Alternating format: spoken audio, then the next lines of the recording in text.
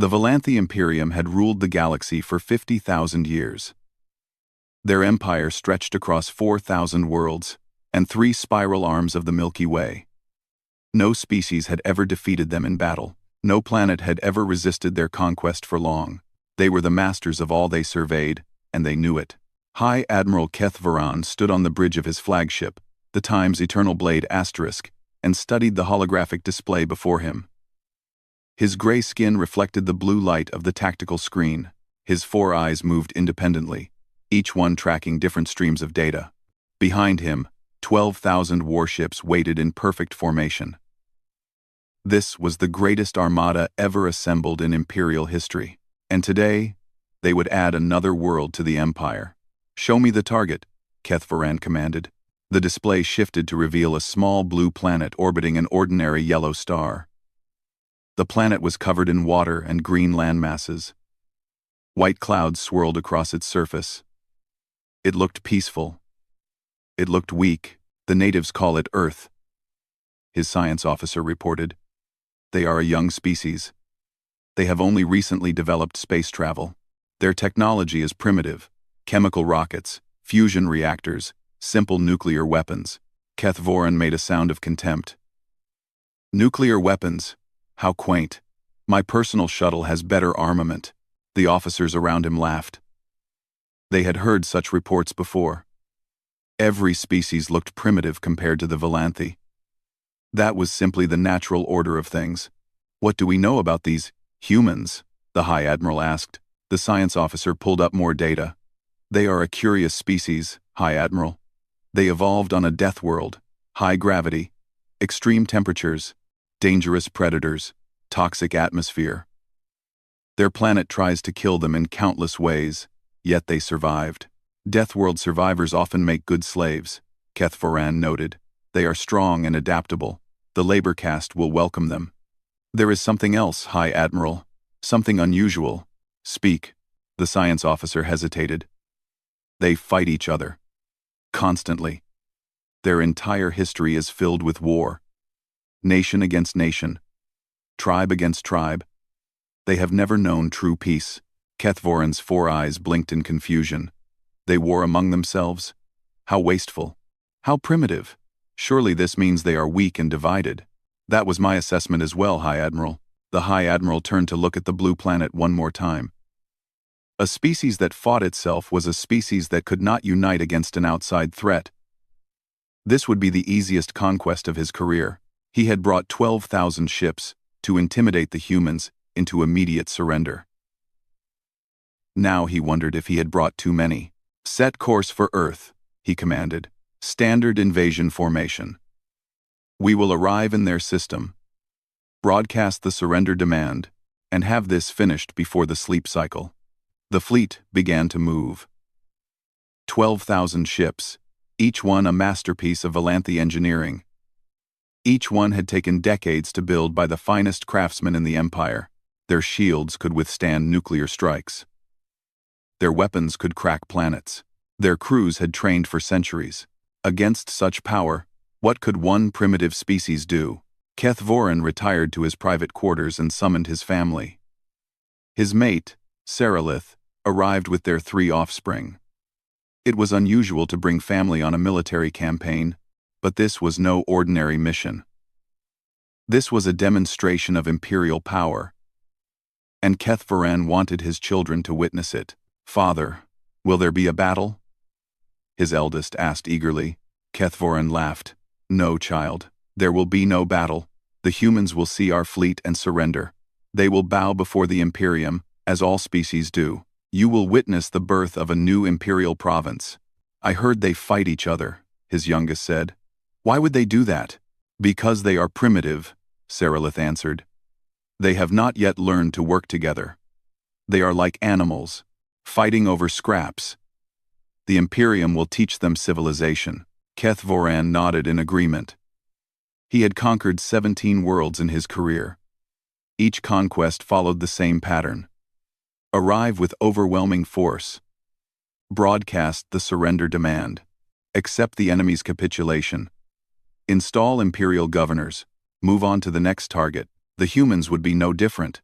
But as the fleet traveled toward the Sol system, something nagged at the back of Kethvaran's mind. Something about the intelligence report bothered him. He pulled up the data again and studied it more carefully. The humans had been fighting each other for their entire existence, thousands of years of constant warfare. They had developed weapons specifically designed to kill other humans. They had built armies and navies and air forces. They had invented tactics and strategies and doctrines. They had studied the art of war more thoroughly than any species the Imperium had ever encountered. And yet, the Valanthi looked at this and saw weakness. They saw a divided species, a primitive species, an easy target. They did not see what humanity truly was. Humanity was not weak because it fought itself. Humanity was times strong times because it fought itself. Every war had taught them lessons. Every battle had made them better. Every conflict had forced them to innovate, to adapt, to overcome. The Valanthi had evolved as apex predators on a paradise world. They had never known true hardship. They had never faced extinction. They had conquered the galaxy not through struggle, but through simple technological superiority. Humans had struggled for every inch of their existence. They had faced ice ages and plagues and predators and disasters. They had survived by being smarter, tougher, and more vicious than anything that tried to kill them. The Valanthi saw humanity's history of warfare as a sign of chaos and weakness. They should have seen it as a warning. They should have understood that a species that spent 10,000 years practicing the art of war would be very, very good at it. But they didn't understand. They couldn't understand. Their arrogance blinded them to the truth, and so 12,000 ships flew toward Earth. Their crews confident and relaxed. Their weapons cold. Their shields lowered. They expected a quick surrender and an easy victory. They had no idea what was waiting for them. In the darkness of space, humanity watched the approaching fleet. Satellites tracked their movement. Telescopes measured their numbers. Computers calculated their trajectory, and deep beneath the mountains of Earth, generals and admirals studied the data and began to plan. The Valanthi were coming to conquer. Humanity was preparing to teach them a lesson they would never forget. The alarms started screaming at 3:47 a.m. Geneva time. Lieutenant Sarah Chen was half asleep at her monitoring station when the Lunar Early Warning Array detected 12,000 unknown objects translating into real space beyond Neptune. She stared at the screen for 3 full seconds, convinced she was dreaming. Then she hit the emergency alert button.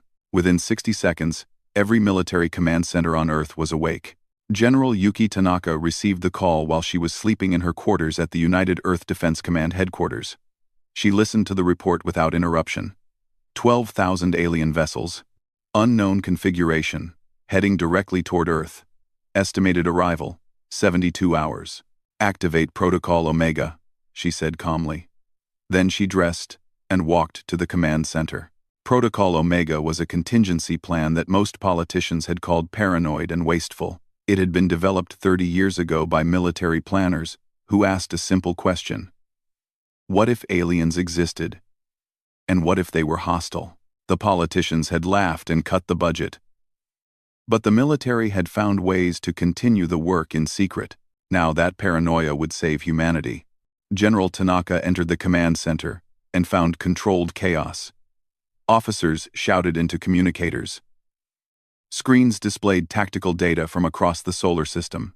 The main holographic display showed the alien fleet as a mass of red dots moving steadily inward. Status report, Tanaka demanded. All orbital defense platforms are coming online, her aide reported. The asteroid belt installations are activating. All military vessels have been recalled to defensive positions. Nuclear arsenals are unlocked and ready for deployment. What about the civilian population? Emergency broadcasts are going out now. We're telling them it's a drill, Tanaka nodded. Panic would only make things worse. Better to let the civilians think this was an exercise, while the military prepared for war. On the other side of the solar system, High Admiral Kethvaran watched his fleet approach the inner planets. Everything was proceeding according to plan. His communications officer had already prepared the standard Imperial surrender demand, translated into every human language. Broadcast the message, Kethvaran ordered. The transmission went out on every frequency the Valanthi could generate. It reached Earth 7 minutes later. The message was simple and direct. Surrender immediately. Bow before the Volanthi Imperium. Accept your place as subjects of the Empire. Resistance is futile. Compliance will be rewarded. Defiance will be punished. General Tanaka read the message and felt something cold settle in her stomach. So this was it. First contact with alien life, and they came as conquerors. She had always hoped that when humanity finally met aliens, they would be friendly. She had prepared for the possibility that they would not be. "What is our response?" her communications officer asked. Tanaka thought for a moment. She could try to negotiate. She could ask for time. She could attempt diplomacy. But she had read the message carefully. It was not a negotiation. It was an ultimatum. These aliens expected immediate and total surrender. They did not know who they were dealing with. "Send this reply," Tanaka said. 2 words. "We decline." C. C. C. C. The message traveled across the void of space. It reached the Volanthi flagship. High Admiral Keth Varan read it and laughed out loud. "They decline?" he said with amusement. "They decline? Do they not understand their situation? Perhaps they need a demonstration, High Admiral." His weapons officer suggested. "No. We will give them time to reconsider. When we arrive in orbit around their world, when they see our fleet blotting out their sun, they will understand. They will beg to surrender." But while Keth Voran waited confidently, humanity was not reconsidering. Humanity was working. Every orbital shipyard began emergency production. Factories that had been building cargo ships started building weapons platforms. Assembly lines that made consumer goods switched to making missiles. Mining stations in the asteroid belt revealed their true purpose. They were not just miners. They were weapons, storage facilities, packed with enough firepower to destroy a small moon. General Tanaka watched the preparations with grim satisfaction. For 30 years, the military had been secretly building humanity's defenses. They had hidden weapons in asteroids. They had disguised warships as cargo freighters. They had stockpiled nuclear weapons and railgun ammunition and missile systems throughout the solar system. The politicians had never known. The public had never known. Only a small group of military officers and scientists had known the truth. Humanity had been preparing for this moment for 3 decades. "How many weapons platforms do we have in the asteroid belt?" Tanaka asked. 47,000 active platforms, General. Another 12,000 can be brought online within 48 hours. Railgun ammunition? Enough for sustained bombardment lasting 6 hours. Nuclear warheads? 50,000 city killers. 10,000 planet busters. Tanaka allowed herself a small smile. The aliens thought they were invading a primitive world. They thought humanity was helpless. They were about to learn how wrong they were. The 72 hours passed in a blur of activity. Humanity worked around the clock. Soldiers took their positions. Ships launched from hidden bases. Weapons platforms completed their targeting solutions.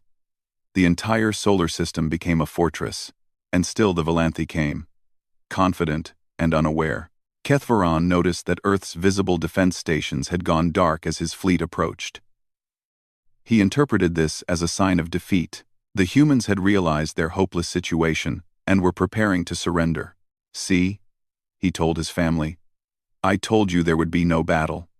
The humans have accepted their fate." His mate Sarilith looked at the tactical display. "Why are they not responding to our communications? They are probably deciding who will have the honor of presenting their surrender." These primitive species always squabble over such things.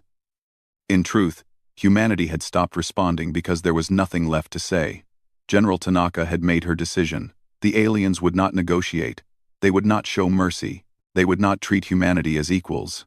So humanity would not give them the chance. The Volanthi fleet entered the asteroid belt. 12,000 ships, flying in perfect formation. Shields down. Weapons cold.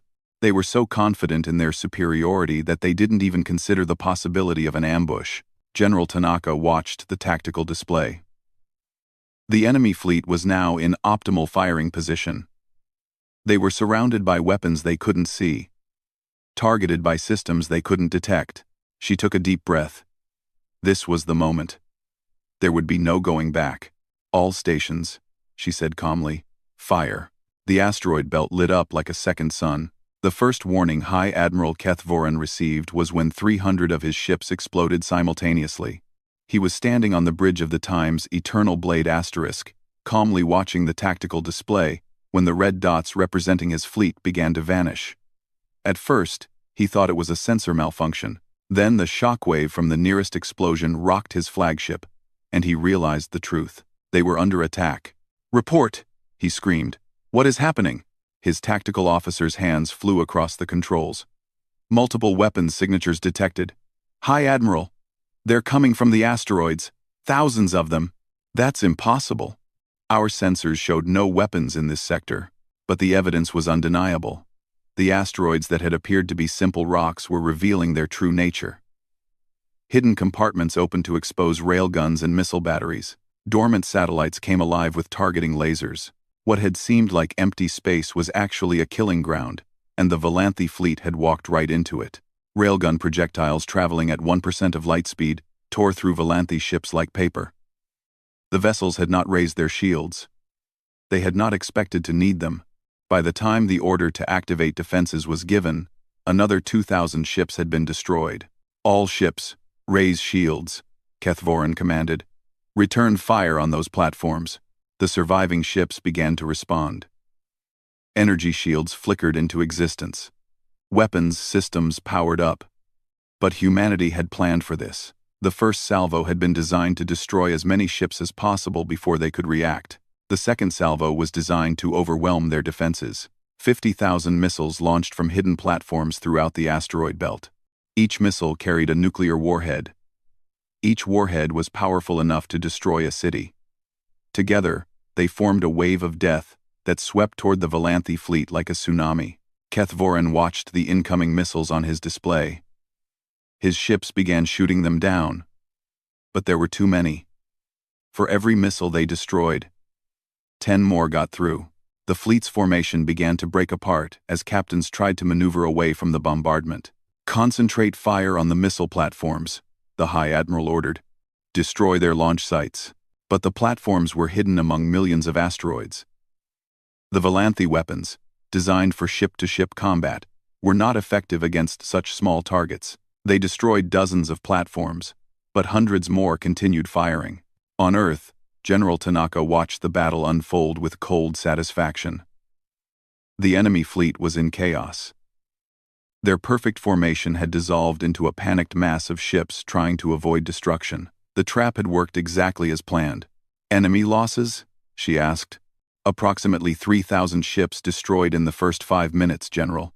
Another 2,000 heavily damaged. They're trying to regroup, but our railguns are preventing them from forming a defensive line. Continue the bombardment. Don't give them time to think." The railguns kept firing. Unlike missiles, railgun projectiles were almost impossible to shoot down. They were just chunks of metal accelerated to incredible speeds. They had no heat signature, no guidance systems, nothing for enemy sensors to lock onto. By the time a Volanthi ship detected an incoming projectile, it was already too late. High Admiral Kethvoran could not believe what was happening. His fleet, the greatest armada in Imperial history, was being slaughtered by a species that was supposed to be primitive. Their weapons were crude but devastatingly effective. Their tactics were brutal and relentless. "High Admiral, we need to retreat," his first officer shouted. "We're losing hundreds of ships every minute." "Retreat? The Volanthi Imperium does not retreat. If we stay here, we will be annihilated." Kethvoran looked at the tactical display. His officer was right. The fleet was being destroyed piecemeal. They needed to fall back, regroup, and develop new tactics. But the humans were not giving them that opportunity. Every time a group of ships tried to break away, a concentrated barrage cut them off. The humans were not just fighting. They were herding. They were pushing the Volanthi fleet into denser and denser formations, making them easier targets for the railguns and missiles. "These primitives," Kethvoran whispered. "How are they doing this?" The answer was simple, but he could not understand it. Humanity had spent 10,000 years fighting itself.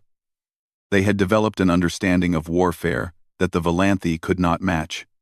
They knew how to set ambushes. They knew how to concentrate fire. They knew how to exploit enemy weaknesses. The Valanthi had conquered 4,000 worlds through technological superiority alone. They had never faced an enemy that could match their cunning. They had never needed strategy because brute force had always been enough. Now brute force was working against them. "Father?" A small voice came from behind Kethvoran. He turned to see his youngest offspring standing in the doorway of the bridge, eyes wide with terror. "Father, what's happening? Why are the ships exploding?" Kethvoran felt something he had never felt before. Fear. Not for himself, but for his family. He had brought them here to witness an easy victory. Instead, he had brought them to their deaths. "Serelith," he called, "take the children to the escape pods, but the escape pods will be even more vulnerable. Do it now." As his family rushed off the bridge, Kethvoran turned back to the battle. His fleet had lost 6,000 ships. Half his armada was gone, and the bombardment showed no signs of stopping. The humans just kept firing. Wave after wave of projectiles and missiles. An endless storm of destruction. "High Admiral, we're receiving transmissions from multiple ships. They're asking permission to surrender." Surrender. The word tasted like poison. The Valanthi Imperium had never surrendered. In 50,000 years of conquest, not one Imperial fleet had ever lowered its colors. But Kethvoran looked at his children's faces in his mind. He thought of his mate. He thought of all the families aboard the other ships. "Broadcast on all Imperial frequencies," he said heavily. "All ships are authorized to surrender. Transmit the standard capitulation codes." The surrender signal went out. Across the fleet, surviving ships stopped firing and broadcast their surrender on every Valanthi frequency. They lowered their shields as a sign of submission. They waited for the humans to acknowledge their defeat. The humans did not acknowledge anything. They kept firing. "They're not stopping!" the tactical officer screamed. "They're still attacking!" Kethvoran stared at the display in horror. The humans were ignoring their surrender. The bombardment continued without pause. Ships that had lowered their shields were destroyed instantly. Crews that had stopped fighting were killed without mercy. What Kethvoran didn't know was that humans couldn't hear the surrender. The Valanthi were transmitting on frequencies that human sensors couldn't detect. To humanity, the alien fleet was still fighting, still a threat, still an enemy that needed to be destroyed, and humanity was very, very good at destroying its enemies. The massacre continued. The battle lasted 9 hours. When it was over, not a single Valanthi ship remained intact. General Tanaka stood in the command center, surrounded by exhausted officers, and watched the final enemy signature disappear from the tactical display. 12,000 alien warships had entered the solar system. 0 had survived. It was the most complete military victory in human history. "Confirm total enemy destruction," she ordered. "Confirmed, General. No surviving Valanthi vessels detected. We're picking up some escape pods and debris, but no functional ships." Tanaka nodded slowly. She felt no joy, no triumph, only a deep weariness and a cold understanding of what humanity had just done. They had annihilated an entire fleet. Tens of thousands of alien beings had died in the past 9 hours. Perhaps hundreds of thousands. "Begin search and rescue operations," she said. "Any survivors are to be taken prisoner and treated according to military conventions." "General, are you sure that's wise? These aliens came to conquer us, and they failed, but we are not savages. We don't slaughter helpless prisoners." The rescue ships launched from Earth orbit and began combing through the debris field. They found surprisingly few survivors. Most Valanthi ships had been destroyed so completely that nothing remained but twisted metal and frozen atmosphere. The few escape pods they recovered contained terrified aliens who had never imagined such a defeat was possible. On what remained of the Times, Eternal Blade *, High Admiral Kethvoran was still alive. His flagship had been one of the last ships destroyed, its superior construction allowing it to survive longer than the others. But even the greatest ship in the Imperial fleet, could not withstand the combined firepower of humanity's arsenal. The final hit had breached the hull and killed most of the bridge crew. Keth-Voran himself had been thrown against a wall and knocked unconscious. When he woke, he found himself floating in zero gravity, surrounded by the bodies of his officers. Emergency lighting flickered weakly. The air was thin and getting thinner. The ship was dying around him. "Seralith?" he called weakly. "Children?" No answer came. He tried to activate his communication device, but it was broken. He was alone in the wreckage of his command, the last survivor of the greatest military disaster in Imperial history. How had this happened? He kept asking himself that question as he floated through the destroyed bridge. The humans were supposed to be primitive. They were supposed to surrender at the sight of the Imperial fleet. They were not supposed to be capable of this. But capability was exactly what they had demonstrated. The humans had not just defended themselves. They had sprung a trap so perfect, so devastating, that the entire Imperial Armada had been destroyed in less than a day. They had shown levels of military planning and coordination that surpassed anything the Empire had ever encountered. Keth-Voran finally understood what the intelligence reports had truly meant. The humans fought each other constantly, because they were always preparing for war. Their entire civilization was built around the assumption that conflict was inevitable. They did not see war as an unusual event, as the Valanthi did. They saw it as a natural part of existence, and when war came, they were ready. A light appeared in the distance. Keth-Voran watched as a human vessel approached the wreckage of his flagship. It was small compared to Valanthi ships, but it moved with precision and purpose. A docking tube extended and connected to the hull. Minutes later, humans in military uniforms entered the wrecked bridge. They moved carefully, weapons ready, checking every corner for threats. When they found Keth-Voran floating among the debris, they trained their weapons on him. "Don't move," one of them commanded in heavily accented Valanthi. Keth-Voran raised his hands slowly. "I surrender," he said. "I am High Admiral Keth-Voran, commander of this fleet. I surrender." The humans exchanged glances. They lowered their weapons slightly, but remained cautious. "We're going to take you aboard our ship," the leader said. "You will be treated as a prisoner of war. Do you understand?" "Yes." They escorted him through the docking tube and onto their vessel.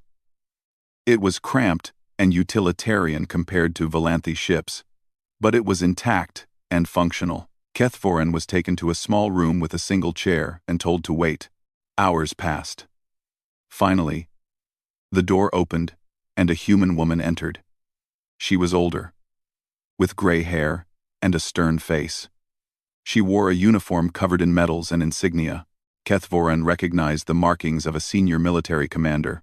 "I am General Yuki Tanaka," she said. "I commanded Earth's defense forces during the battle. You are the one who destroyed my fleet." "Yes." Keth-Voran looked at her with a mixture of hatred and respect. "How? How did you know we were coming? How did you prepare such a defense?" Tanaka sat down across from him. "We didn't know you were coming. We've been preparing for this scenario for 30 years. We assumed that if aliens existed, they might be hostile. We planned accordingly." 30 years? You built all those weapons in 30 years? "We build weapons very quickly. It's something we're good at." Keth-Voran remembered the intelligence reports. Humans fought each other constantly. They had been perfecting the art of war for 10,000 years. Of course they could build weapons quickly. They had been doing it forever. "My family," he said suddenly. "My mate and children were aboard the flagship. Did you find them?" Tanaka's expression softened slightly. "We recovered several escape pods from your ship." "I'll have my people check." She gave an order into her communicator. A few minutes later, she received a response. Her face remained neutral, but something in her eyes changed. "Your mate and children were found in an escape pod," she said. "They are alive and unharmed. They will be held as prisoners, but they will not be mistreated." Keth-Voran felt tears forming in his eyes. He had never cried before. Valanthi did not cry. But in that moment, he could not help himself. His family was alive. Amid the total destruction of his fleet and his pride, his family had survived. "Thank you," he whispered. Tanaka nodded. "We are not monsters, Admiral. We defend ourselves when threatened, but we do not enjoy killing. Your people came to conquer us. We did what we had to do. You do not understand what you have done," Kethvaran said quietly. "The Imperium will not ignore this defeat. They will send more ships, larger fleets. They will not stop until Earth is destroyed." Tanaka leaned forward. "Then we will destroy them too. And if they send more after that, we will destroy those as well. We have been fighting since before your species existed, Admiral. We do not surrender. We do not submit. We do not know how." Kethvaran looked into her eyes and saw something that chilled him to his core. It was not anger or hatred. It was certainty. This woman knew exactly what humanity was capable of, and she had no doubt about their ability to defend themselves against anything the Empire could send. "You are a terrifying species," he said finally. Tanaka stood up. "We prefer to think of ourselves as survivors." She walked to the door, then paused. "Your navigation data is being recovered from the wreckage. Soon we will know where you came from. I suggest you convince your Imperium that coming here again would be a mistake." She left Kethvaran alone with his thoughts and his despair. The Empire had never known defeat. Now they would learn what it meant to face a species that had been practicing for war since the beginning of its existence. And Kethvaran knew, with terrible certainty, that the galaxy would never be the same. The Valanthi homeworld learned of the disaster 6 months later when a human probe arrived in orbit. The probe was small and simple, no larger than a ground transport vehicle. It appeared without warning, bypassing all sensor networks and defense systems. Before anyone could react, it began broadcasting a message in perfect Valanthi. "You sent 12,000 ships to our world. None returned. Your High Admiral is our prisoner. Your fleet has been destroyed. We have recovered your navigation data. We know where you live. This is not a threat. This is a statement of fact." The message continued with a simple ultimatum. Leave humanity alone. And humanity would leave the Imperium alone. Send another fleet, and humanity would respond. The choice was theirs. Emperor Kaelith watched the recording in his throne room, surrounded by his advisors and generals. His 4 eyes burned with rage. No one had ever spoken to the Valanthi Imperium this way. No species had ever dared to threaten them. "Assemble every ship in the Empire," he commanded. "We will crush these insects once and for all." His advisors exchanged worried glances. The destruction of the Time's eternal conquest times had shaken the foundations of imperial power. Word of the defeat had already spread to other conquered worlds. There were whispers of rebellion, rumors of resistance.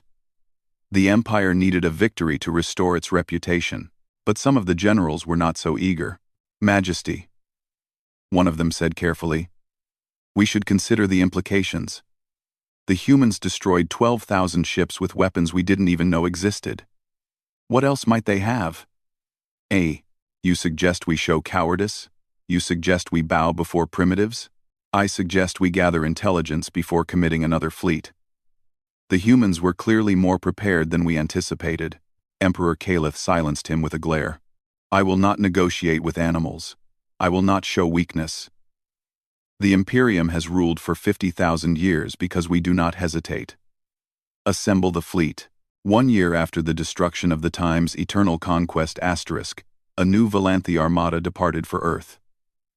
This time they sent 20,000 ships, equipped with the best technology the Empire could produce. This time they were prepared for resistance. They never reached the solar system. Humanity had spent the past year building. They had taken the technology from captured Valanthi ships and reverse-engineered it. They had combined alien knowledge with human innovation. And they had constructed something new. The Valanthi called it impossible when they first detected it. A ship the size of a small moon, traveling at speeds their sensors could barely track. It intercepted the Imperial fleet 3 light-years from Earth and broadcast a single message. "Turn back now. This is your final warning." Admiral Torak, commander of the Second Invasion Fleet, laughed at the warning. 1 ship against 20,000? The humans were clearly bluffing. The humans were not bluffing. The ship fired a single weapon. A beam of concentrated antimatter struck the center of the Volanthi formation and erased 1,000 ships from existence in an instant. The explosion was visible from nearby star systems. Admiral Torak ordered a full retreat. But the human ship was faster. It pursued the fleeing Volanthi, picking off ships one by one. By the time the survivors made it back to Imperial space, only 3,000 remained. News of the second defeat spread across the galaxy like wildfire. The Volanthi Imperium had dominated known space for 50,000 years. Their military power had been unquestioned. Their authority had been absolute. Now they had lost 2 fleets to a species they had dismissed as primitive, and then the humans came to visit. A single human vessel appeared in orbit around the Volanthi homeworld. It was not a warship. It was an ambassador ship, carrying representatives from Earth who wished to speak with the Emperor. Emperor Kalith could have destroyed the ship. His orbital defenses were more than capable. But something stopped him. Perhaps it was wisdom. Perhaps it was fear. Perhaps it was simple curiosity about the species that had humiliated his empire twice. He agreed to meet with the human ambassador. General Tanaka walked into the Imperial throne room with the same calm expression she had worn throughout the war. She was old now, but her eyes were sharp and her posture was straight. She showed no fear before the alien emperor, who could have had her killed with a word. "You wanted to conquer us," she said simply. "You failed. You tried again. You failed again. Now we have a choice to make. Both of us." "What choice?" Emperor Kalith demanded. "Peace or extinction. Yours or ours. We have the technology now. We have ships that can reach your homeworld in weeks. We have weapons that can crack planets. You have seen what we can do. The question is whether you want to see more." The Emperor's hands gripped his throne. "You would not dare. If you attacked our homeworld, every species in the galaxy would unite against you. Perhaps. Or perhaps they would celebrate. We have spoken with some of your subject species. They do not love you, Emperor. They endure you. Because they have no choice. Give them a choice, and many would choose differently." Tanaka stepped closer. "But we don't want war. We never wanted war. You came to us. You threatened our world. We defended ourselves. That is all. We have no interest in conquest. We have no desire for empire. We simply want to be left alone. And if we refuse?" Tanaka reached into her pocket and pulled out a small device. She activated it, and a holographic display appeared in the air between them. It showed a rocky moon orbiting the Volanthi homeworld. "Watch that moon," she said. Far above the atmosphere, invisible to the naked eye, a small object hurtled toward the moon at incredible speed. It was a simple iron projectile, accelerated to 90% of the speed of light. A relativistic kill vehicle. The simplest and most devastating weapon humanity had ever created. The projectile struck the moon. The explosion was visible from the planet's surface. Where a moon had orbited for 4 billion years, there was now only an expanding cloud of debris and fire. The shockwave rippled through space, a visible reminder of what humanity was capable of.